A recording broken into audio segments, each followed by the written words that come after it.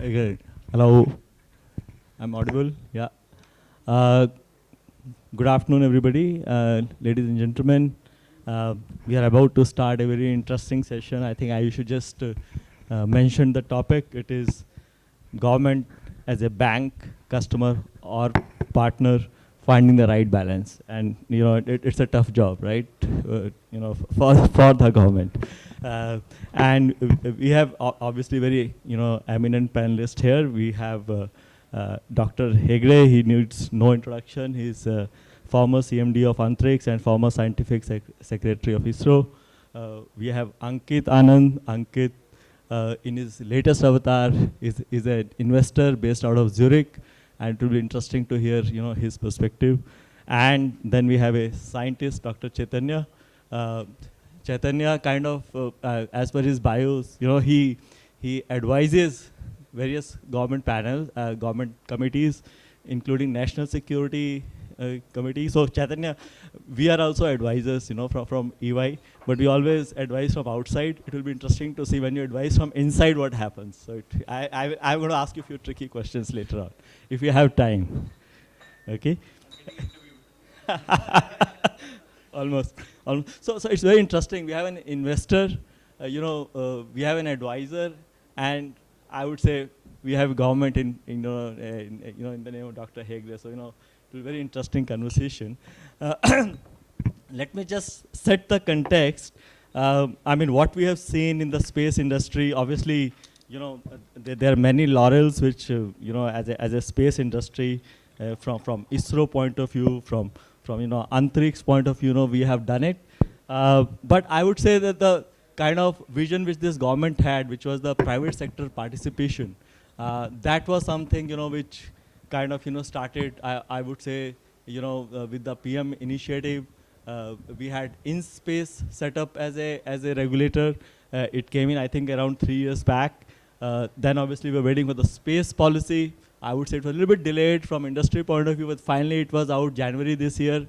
Very, very important milestone. And what the space policy has done it has kind of formalized the role of private sector in this very important space segment. And this was so critical, to kind of take off this particular industry. And then obviously the third pillar, I would say, which we are still waiting, is the FDI part. Hopefully it will come out soon. We have seen a lot of government announcements on that. Now with these three, this perspective, if you look at what has really happened, and these three topics of bank, customer, or a partner. Now, if you see as a bank, obviously government doesn't fund, but if we see from the government point of view, I mean, there are a lot of incentives which the government provides. Now, if you look at what has happened, I think telecom is a very nice example, adjacent sector, and we have seen a great PLI scheme which is there in the government, in the telecom sector, 12,000 crores. Can something similar happen in the space sector with the startup ecosystem, MSMEs? That's coming up. There is also space SEZ policy now, with so much of focus which is there on the manufacturing. Can we also have some export orientation to that? These are some of the things which we can talk about as far as as a banker is concerned. As a partner, I think I also heard in the previous session that we had I think there's a capacity constraints which is there in the space as a sector, and the reason for that is the sector is so new. I remember 30 years back, when the telecom was getting privatized, everybody with a little bit of a telecom knowledge always only came from Department of Telecom, and today, obviously, people with space knowledge actually only come from ISRO, and if the sector has to expand, much more capacity building is required. And lastly, as a customer, I think that role cannot be overemphasized, with the ecosystem that's coming up. How do we promote those small startups and all that? How that part can be taken up. So I'm going to start, Ankit, with you. Now, you have an experience. You already have, I think, investment in 2 startups in India, and so you have worked in Europe. You have seen how things are happening over here. What would be your perspective? If not, I think talk about all 3, and maybe which one of these 3 is more important for you. Thank you. just to set a context for the audience, yeah, I'm an investor investing in venture capital, focusing also on deep tech, also in space, and we have 2 portfolio in India at this moment. So when it comes to, I mean, as you said that can government be a bank or not? In principle, if you look globally, we have example of government being all 3 of them, right? Even SpaceX is a classic example where government was one of the very big investor in there, right? So in principle, money can come from government as well. Government can be a partner, and that was partnered also in several other sectors as well in India as well at times. And of course, as a customer, right? But we also need to know where are we. I mean, we are India, we are a country which is growing, and we need to set our priorities. And if we say government, okay, do all these things, then what are we doing, right? So if you ask me that what is the high priority which others can be taken from by private player, but where government can play very crucial role, I would go for customer, because everything starts from there. I mean, any basics of business, in Hindi we call it dhanda, right? That is all dependent on customer at the end, right? So if and I'll give you a live example actually. So when one of our portfolio startup was in Switzerland, when they were going for the Beyond Gravity program, I connected them to a couple of fellow investors from my network from there, that you guys are here anyway, then just pitch them and let's see if we can get them. Those are European investors who have never invested in India, but they have focus on space and defense as well. But one of the question, one of my friend investor asked me that, okay, it's fine, but I yet don't know how Indian government gonna react to private sectors taking these kind of, because they are building launchers, and so far the launcher is very new in India being done by the private sector. So he said, and thanks to space policy, so I referred it to him that, okay, this policy definitely makes it clear that government gonna promote private player to come in. But he's like, but I don't have yet a transaction experience, right? I've not seen that government has made a transaction of something of that kind. So I'm not really sure, because so far we knew that India is basically managing it all through ISRO, right? So can they be customer or not, right? So that was because we cannot definitely in this is specifically a sector where we cannot just rely on private customer, right? Government gonna be one of the major customer in space anyway, right? So that confidence to be built in the ecosystem is required.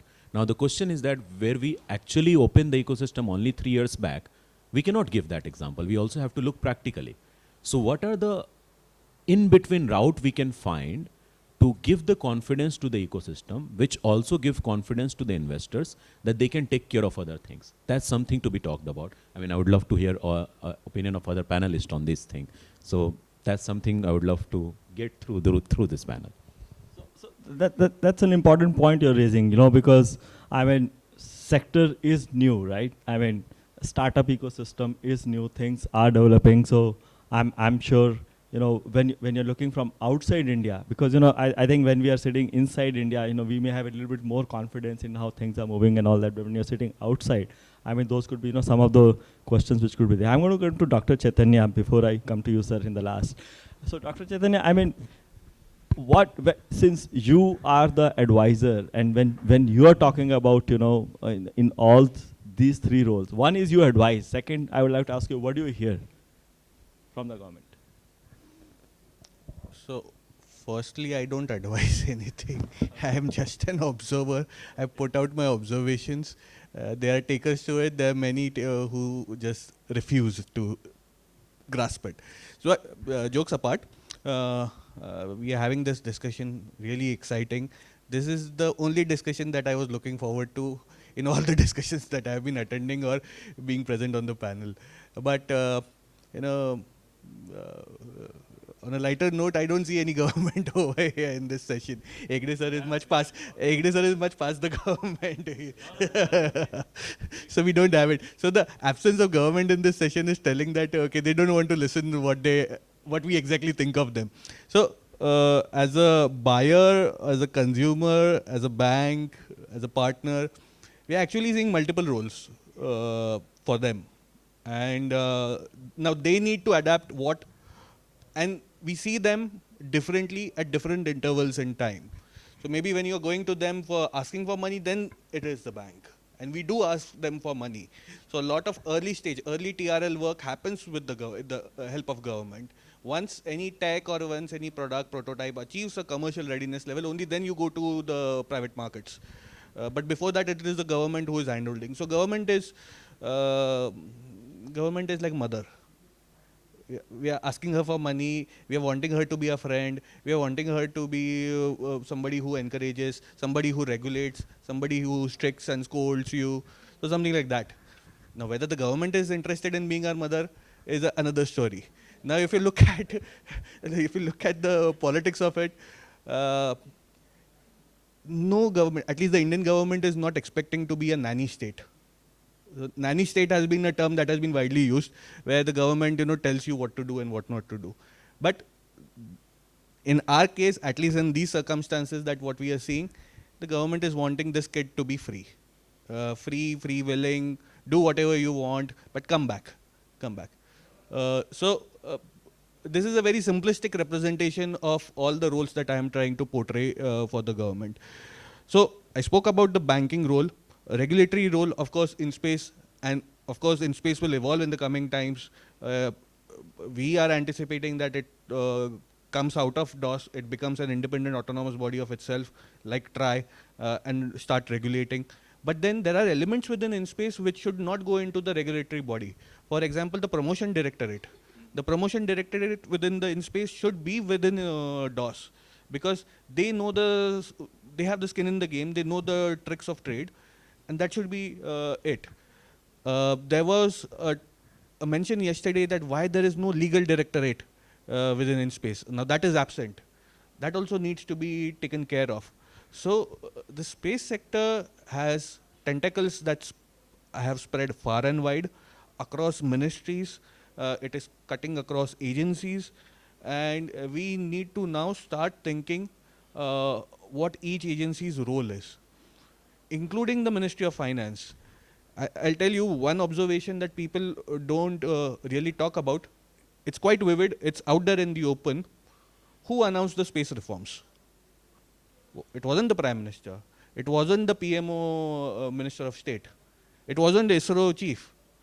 InSpace chief wasn't there at that time. It was the Finance Minister. So look at the stakeholders. The stakeholders are going far and wide. Now coming to the last one, which is the customer. Now I really don't like giving this example because we have really squeezed it to the end. But SpaceX again. When it began with real financial liabilities. It had nothing to deliver. Then came in those early contracts. We assume here that SpaceX is a self-made company. No. Look at the circumstances that arose at that point in time. The space shuttle had retired. The space shuttle wasn't flying after 2011. After that, there was no medium lift rocket at that point in time. Atlas V rockets, which were carrying so many satellites for the Americans, they were based on the RD-180 engines that were coming from the Russia. There was acrimony building up between Russians and the Americans at that point in time. Americans desperately needed somebody who would make indigenous engines. SpaceX did that with people poaching in from Lockheed Martin, Boeing, from NASA, from all of that. He made the product. It is out there for delivery. It is working fantastically. But it is the government who made those early investments. So the government is playing a promoter's role. Likewise, as I said, early stage grants during the early TRL phase, and many a times in certain cases, the early CRL level deployment is where the government's handholding is needed. Thank you. Thank you, Chaitanya. I mean, the way we look at it, and our experience with InSpace, over past 2 to 3 years, actually, I would say it has been very positive. And like I would say, we deal with a lot of regulators, we deal with a lot of government bodies, and my personal experience is that we find, and that is where I find a lot of forward leaning happening. Did I sound negative? No. No. Okay. So I think that has been one of the very positive experiences, that we had from InSpace. So one thing I wanted to, ask you, if you could also lay out, when this policy formulation was happening, I mean, what was government thinking, what was the vision, and how much have we traveled in that vision, so far. Apart from, talking about these three aspects of, the topic that we're discussing today. Yeah. Let me give a try, okay. See, I spent only 45 years in ISRO, all the time in the government. So what we did all through is, we started in an humble manner. We gained through foreign collaboration, international collaboration. I mean, we had a lot of partnerships, a lot of support, a lot of international cooperation. With all that, we have reached a level where we are today. So, I mean, calling ourselves as 100% indigenous and only driven by the national development goals. Driven by national development goals is correct, but to call our space program as purely indigenous is not correct, because it's a retired insider talking. Maybe I wouldn't have talked like this if I were inside. Now, this whole dialogue is in the context of industry. How do we support, how government is expected to encourage, support, foster space industry, because just a statement is made that private industry can participate in end-to-end activities of space sector, and now a policy also has been put in place. Okay, but I'll come to that. See, now finding the right balance, whether government should be a bank, a partner, or a customer, this depends on various factors like the level of maturity of industry and the expectations that government really has got, what are its objectives, and all these things has to be taken into consideration. Of course, there should be political will, there should be that kind of thing, and we should also keep in mind, to be contemporary in the global scenario among other industries, we have to have a serious level of technology infusion. See, many of the technologies which we are talking today are probably not good enough for Indian space program or Indian space, the level of maturity to enter the international market. So industry should be enabled in that direction also. So what I did is, I went through how US came up to this level, how it's working in Europe, how it's happening in Japan. I also saw some of the latest with UK space industry after it became UXA in 2012, and also Australia and all that. I mean, it's nothing. I just downloaded various available material and tried to synthesize what is really expected out of government. See, even in US, government fully supports. Let me tell you how. See, basically, government as a bank, what is done in most of these countries, today United States has got about 5,500 industries. 52% of the total global space industry is in US today. It has happened only because government made them to survive, made them perform, and made them contribute to the cause. Okay. So government provides financial support to space companies, research institutions, startups through agencies like NASA. Department of Defense also provides for various other space programs. In fact, many of us don't know the GPS, which a taxi driver to walking fellow to cycling fellow to everybody uses. It came out of a defense project. It was a DARPA project. Today everybody says, I use GPS. I mean, things have gone to that level of maturity, and these funds are often allocated for development, technology demonstration, infrastructure projects, anything. You see, government has to support industry in many, many ways. Government can also consider giving soft loan to industries. Okay, that, in fact, you take the example of the commercial screw, that program was provided, financial assistance by private companies like SpaceX. You see, when every SpaceX flies with astronauts, you find both Johnson Space Center and in Houston and SpaceX control room working together. And the thing is, the historic launch pads, 39A, and 40 in Cape Canaveral are regularly used by SpaceX. Okay, so that is how government supports. Not only provides money, and but for advance funding by U.S. government, NASA, as he told, Elon Musk wouldn't have probably come up or existed the way he is today.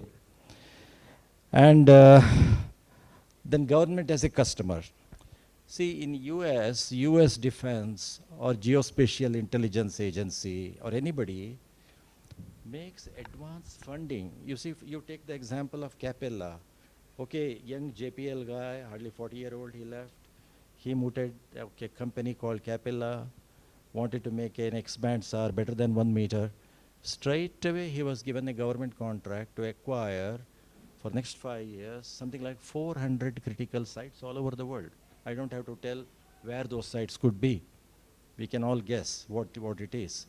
So monitor those, because US intelligence, US defense needs. He was given something like $400 million, right, the contract. It's a public info. You can find out, Capella. Now, National Geospatial Intelligence Agency segregated various providers. Now they give money to Maxar, okay. Earlier Digital Globe, now Maxar. So they are funded. And hardly 2 years ago, a company was mooted called Hawkeye. You know, Elint is an important requisition for ISR, okay, intelligence, reconnaissance, surveillance, whatever you call. So Capella measures radio frequency all over the globe with a constellation of 12 satellites now, small sats. So US Defense is the largest customer. What is the model in Europe? In Europe, okay, they have 16, 17 nations contribute to something. Okay, solid booster is made in Kourou, France. Liquid engine is made in Germany. And they all hold proportionate share in those companies. Whether Arianespace or Airbus, of course, recently they have withdrawn, made them independent. You see, government is a pakka partner. Forget funding. And they will say that first you meet my requirements, I'll pay, various government departments will pay, then you sell your data outside. So government a banker, government is a partner. And that is true with defense intelligence agencies also. Now, last week, if you just see US Space Command, the chief of US Space Command said, now we are reworking on our proposal for US Space Command. Now, a lot of commercial satellites, commercial small sat constellations are meeting our needs. So we are going to use them instead of we sinking the money and getting it done again, because they did not get, in spite of Biden making a bid, US Space Command did not get the funds they had asked for. Now they are reworking on it. Obviously, they have been told, don't consider industry as separate. They are also a part of us. Go to industry and buy. This mindset has to come to India also. Now, last point. Now I will not talk again and again, because these are, okay, this is not my, whatever you can call it as, it's not my very original or whatever. I just synthesized what is available in the literature. Now, last one, government as a customer. You see, what happened is, when space program was with us, ISRO, we did what we can do, and we said all the users, this is the best available. And we went to Agriculture Ministry, use this. We went to Forest Environment, this is the best, you use it. They all believed us and used. And today suddenly you say industry can do everything. The same thing if industry tries to do, they will not. See, this directive space policy targeting only a Department of Space and industries working in space is not good enough. Similar policy guidelines, similar encouragement should be given to all user ministries, because total development activity in this country, who are the consumers of maximum of imaging data, maximum of communications infrastructure, it is all in the hands of the government. So they should be told, don't be worried of audit, don't be worried of Public Accounts Committee, go to industry. It should be told. And similarly, defense intelligence agencies, our Space Command or Indian Space Command or whatever, They should also be told. You see, so much sticking to the governmental rules, we are losing time. So right now, to make this policy work, I mean, as an insider, now retired, I can tell you, it's very difficult. I mean, it is not going to work as it is with those lines written over it. The in-space, I discussed informally, they say we are going to elaborate each one. For each section under the policy, we are going to write elaborate procedure, guidelines. When? I mean, see, and the kind of grant which is given to research institutions or activities today, 10 lakhs, 5 lakhs, no space can be done. So we have to go en masse. Otherwise, simply telling all space industries are only in US, it doesn't work like that. I mean, to be honest, because today 5,500 industries are there, and India, China, Japan, Germany, all are 3 to 4% of the total global space industry. They won't survive unless government pitches in with large money. Otherwise, we can't become a part of global economy, global space economy. It will become 1 trillion on its own, and we will remain where we are. I think, yeah. No, I think your perspective is very right, and I think in India, I mean, US government works in a particular way, and obviously the way the government works in India, it's a very different way, maybe more democratic way, and we have a lot of political challenges in this domain. So obviously this is something that needs to be figured out, that what is the way forward, and how can we do it. I mean, I think the space policy kind of just the private sector participation is a very small part of it. I kind of agree with you over there. I mean, this is not that private sector does need lot of support in terms of how do you take it forward. Ankit, what would be your I would say one ask, or which you feel if that gets fulfilled, then lot of headway can be made. Since you're working with a lot of startups, I mean, what is it that these startups are looking for in terms of, one is obviously the financial money, customers. Is there anything else? Do you think? What are you hearing from the founders? So, I mean, specifically ask from the government. See, one thing is very thankful to everything new thing happening. There is a lot of ecosystem available for startups in India. And the funny thing is that, I mean, I was previously in medtech, now I'm in deep tech in general. So every time I go to new conference, I hear a new thing, that this is also available, this center is also available, this center. So seems like, I mean, that's what we were joking right there, that we need a chat GPT to compile all the government facilities that is out there. So as a startup, that's the biggest problem. Firstly, to find that what is available to me, right? And then, and of course, if we keep writing more and more documents about it, it's not going to help. We need examples, because, and that's how we work as a startup, right? Or any startup works like. We don't write 10 years long business plan. We just see what we need to do and what we can do in next 3 months. And if that attitude comes also in the government transactions that is happening, that will be game changer. And actually, we are all giving example of US, but personally experiencing that ecosystem a lot of time, this is exactly happens. Even US FDA, right, in medical, is considered one of the very strict regulatory body. If you talk to a US FDA staff, all the time you feel an entrepreneurial vibe. I was pitching, we were getting our medical device certified from them. They come on a call, they talk to you like a consultant, and they tell you, we want your device to be certified, but you need to do this, this, this, and this is missing, and that's how. It's not like we are here to block. We want your device to be in market because we know what value it creates for the patient, right? But please do this and that. So they come as a help, right? So this entrepreneurial attitude that I have seen, and is primarily in US. Actually, honestly, Europe is no better when it comes to bureaucracy, right? So only country that I have seen that government talks to you like a businessman, right? Talks to you like an entrepreneur. You get, and that's one of the reason, exactly US defense example you give, all across the world, if you are a startup working in a defense and space sector, or primarily in defense sector, the holy grail is that you crack a US Army contract. The day a startup cracks a US Army contract, they are unicorn right away, globally. Why it is that? I mean, it's not like just because US Army budget is high, because they know that if this contract comes, what value in long term this can create and how loyal this customer is. I have a couple of friends who are primarily, their entire business is actually like they are in drone tech, for example, And they were pre-funding, as you mentioned, you know. Most of them didn't have a product ready. They got funding from US Defense to develop the product and finally sold to them. And this is specifically the kind of sensitive industry we are in. Then Ukraine war happened, you know, like a lot of time we among friends were joking why US Defense is kind of funding you guys so much, right? Though they are customer, you have not delivered anything. And then unfortunately in Ukraine war happened, and that company is at this moment one of the backbones of a lot of drone software that is going in that war, right? So you never know what happens, and that's why proactive customer effort that they have done was very powerful. So one ask is this, right? To change that mindset, to be able to work together with that, hey, we want to develop. And that won't happen, I mean, in previous session, I'll just quickly get to, it won't happen unless we have this L1, you know? Because exactly this is one of the main problem. This entire thing is based, and honestly, I mean, I don't know if it's getting recorded, I can say L1 is one of the biggest cause of corruption in the country, actually.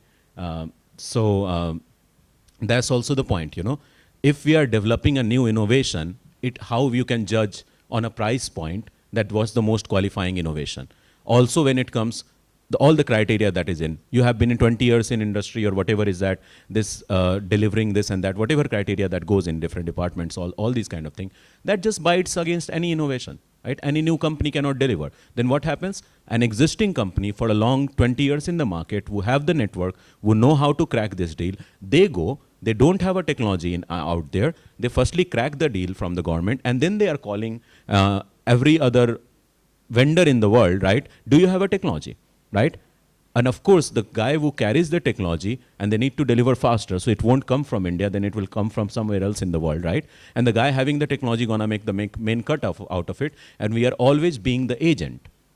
We have to move on, and that's yesterday also session I mentioned, that if we really want to be leading in technology as a nation, we have to move away from being the middleman, being the agent, being the assembler, to actually create stuff. And that will only happen when we are directly working with creators, right? If we keep promoting middle layer more and more, it's not happening. So that's the ask. Cut the middle layer in one line. Sorry, it took longer. Dr. Chaitanya, one advice that you would like to give to government if you are asked that, okay, what do we really need to do to enhance the sector?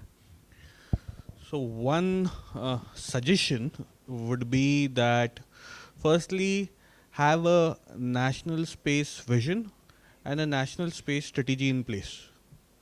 Only then you will realize why are you doing all that you are doing. We have set up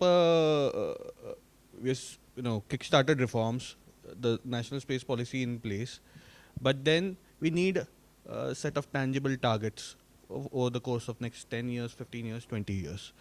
There's a decadal plan in the works in space, but that will last from, let's say, around 2024 to 2034. We need something that is slightly longer in duration. We've given n number of examples in this conference, in every space conference, about the United States. Bottom line is, the United States wants to be the dominant force in outer space. It doesn't want a second fiddle there. It doesn't appreciate China coming closer, or Russia coming closer, or India coming closer, or Europe coming closer. It is quite clear in its targets. Are we that clear? Number two, we are talking on one end in terms of niceties as one world, one family, one future. That's a nicety. Does that work in conflict times? And we should be the last ones to speak about it. I'll give you a simple example on a lighter note again. What is Mahabharat? War within the family, right? So if you're calling the world one family, there'll be wars within it. Be very clear about what you need to achieve. Why are you doing things? You're here to serve the society. You're here for serving constructive purposes. You're here for defending your homeland. And you're here to sort of project your culture. And space is a modality through which we achieve all of this.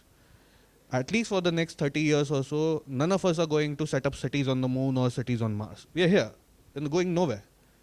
And we have to wade through all the geopolitics that is emerging. You gave a very nice example about Ukraine. We have to go through all these black swan events. We have to go through all these, geopolitical hotspots. And that is also going to be a major deterministic factor that will sort of determine whom are we partnering with. At times, the one who appears as friend won't be your friend. At times, one who doesn't appear to be your friend might come to your rescue or help. So your eyes, your hands, your heart should be open for every consequentiality and every scenario possible.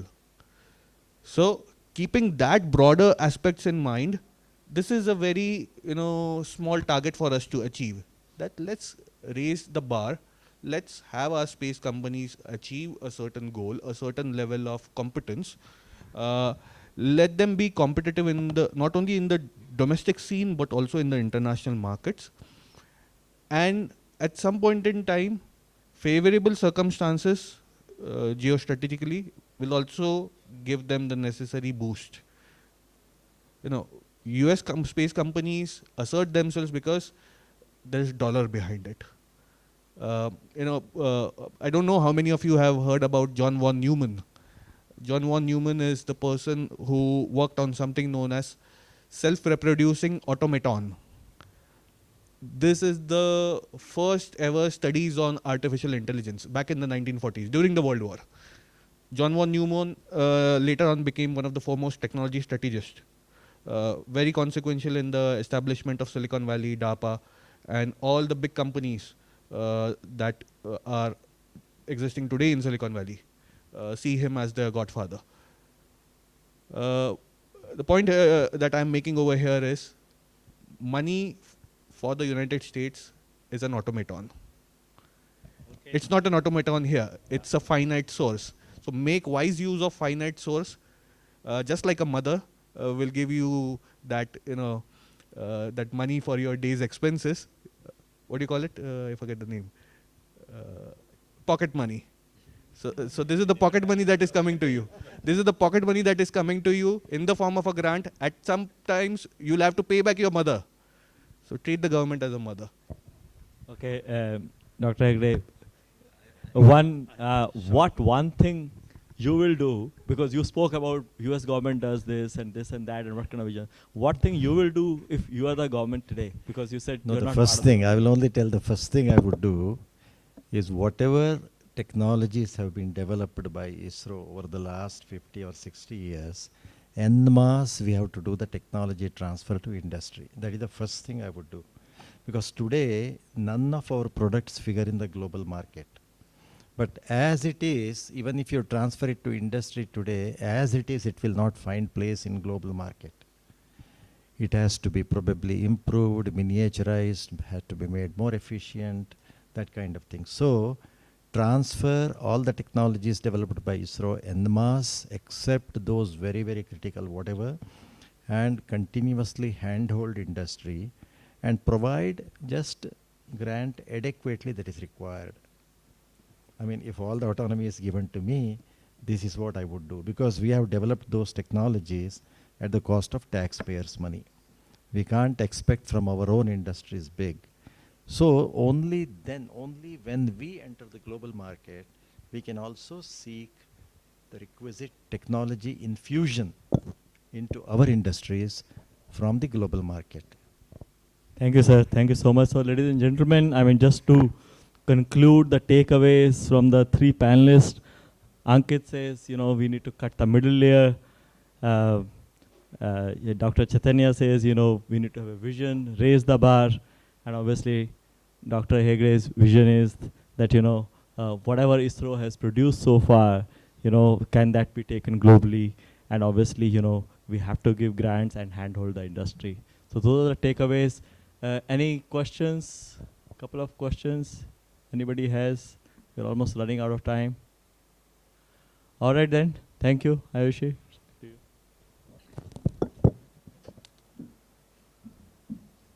Thank you so much to all our speakers and also to you, sir, for taking us through the session and for keeping it within the time. Can we please have a round of applause for our panelists? So I'd request all of you to please have a group picture. And now we'll break for the networking tea or coffee break. Maybe we can catch hold of some government people there and ask them what would they like to be. All right, after that... We need a separate badge for them normally. Yeah.